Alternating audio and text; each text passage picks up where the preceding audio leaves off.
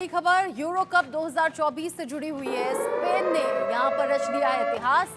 England को हराकर जीता है यूरोप कप का खिताब। इसमें इंग्लैंड को 2-1 से हराकर स्पेन ने यह खिताब अपने नाम कर लिया। चौथी बार यूरो कप जीतकर यह इतिहास रचा है स्पेन ने। बड़ी खबर इस वक्त की यूरो कप 2024 से जुड़ी हुई है।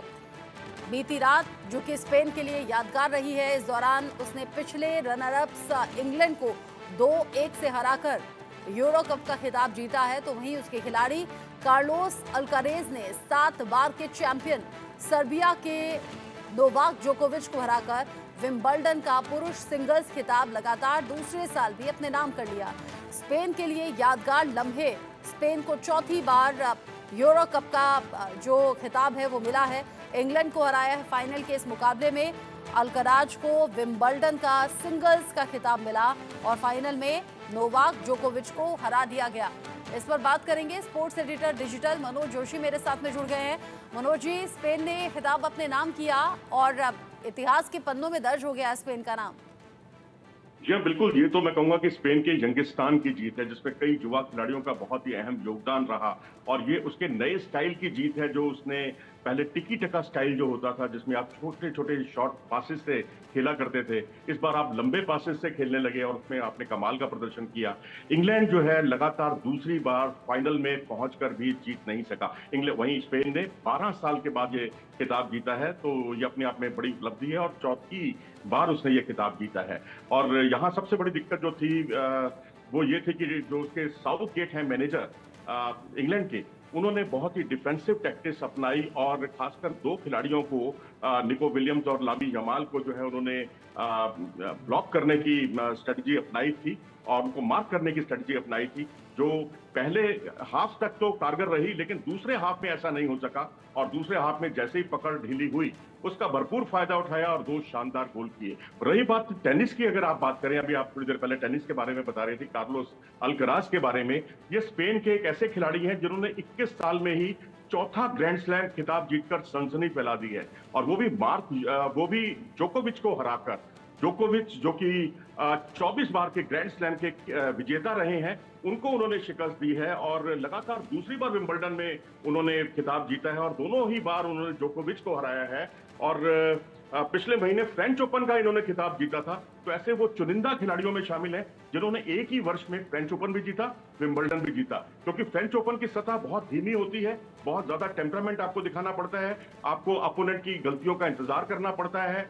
और यहाँ विंबलडन जो है एकदम सर्व और वाली का गेम है, और दोनों में उन्होंने दिखा दिया कि अब नडाल का युग खत्म हो गया है। तो नडाल के बाद कोई स्पेन से कोई खिलाड़ी उभरा है जिसने दुनिया भर में तहलका मचाया है, वो है अल्कराज। अच्छा, नोवाक जोकोविच, हालांकि मैं उतना स्पोर्ट्स की जानकारी नहीं रखती, लेकिन नोवाक जोकोविच का अच्छा नाम है। नोवाक जोकोविच को हराना इजी तो नहीं रहा होगा। आपको क्या लग रहा है, कौन सी ट्रिक या फिर कौन सी मेहनत, लगन है या लक है जो काम कर गया? देखिए, लक एक आध बार काम करता है, लेकिन टेनिस में जो 5-5 सेट तक लंबे 5-5, 6-6 घंटे मुकाबले कई बार चलते हैं, उसमें लक काम नहीं करता। वहां आपको अपनी क्षमताएं दिखानी पड़ती हैं, आप में स्टेमिना हो, आप में दमखम हो, आप में स्ट्रेंथ हो, ये सारी चीजें दिखानी पड़ती हैं, क्योंकि ये तो सर्व और वॉली यानी ताकत वाला गेम है, खासकर विंबलडन का। और यहाँ एक दिक्कत जो थी वो जोकोविच के साथ ये थी कि फ्रेंच ओपन में उनके थोड़ी इंजरी के वो शिकार हो गए थे और उसके 2 दिन के बाद उन्होंने अपनी सर्जरी भी कराई। लेकिन जोकोविच के लिए बहुत बड़ी बात है कि वो सर्जरी के बाद महीने भर में, 1.5 महीने में, 1.25 महीने में लौट आए वापस, और वहां पर भी उन्होंने फाइनल में अपनी जगह बनाई। तो ये अपने आप में काबिले तारीफ है। लेकिन ये कहकर हम अल्कराज का महत्व कम नहीं कर सकते कि वो चोटिल होकर लौटे थे उनके अपोनेंट। लेकिन अल्कराज का गेम अल्टीमेट गेम है, और जिस तरह से स्ट्रेट सेट में उन्होंने हराया, एक तरह से धो डाला मैं कहूंगा जोकोविच को। पहले 2 गेम में तो वो कहीं थे ही नहीं इस मुकाबले में, तीसरे गेम में जरूर उन्होंने वापसी की थी। अल्कराज का चूंकि आपने जिक्र किया, तो बड़ा अपडेट दर्शकों को जल्दी से दे रहे हैं। स्पेन के कार्लोस अल्कराज बने हैं विंबलडन चैंपियन। कार्लोस अल्कराज ने जोकोविच को हराकर इतिहास रच दिया है। लगातार ये दूसरी बार है जब विंबलडन का खिताब उन्होंने अपने नाम किया, और यहाँ ये जो शानदार जीत है या फिर शानदार तरीके से जो खिताब अपने नाम किया है, उसकी चर्चा दूर दूर तक हो रही है। और अल्कराज ने ये जो जीत अपने नाम की है, मनोज जी भी फैन हो गए हैं। क्यों मनोज जी?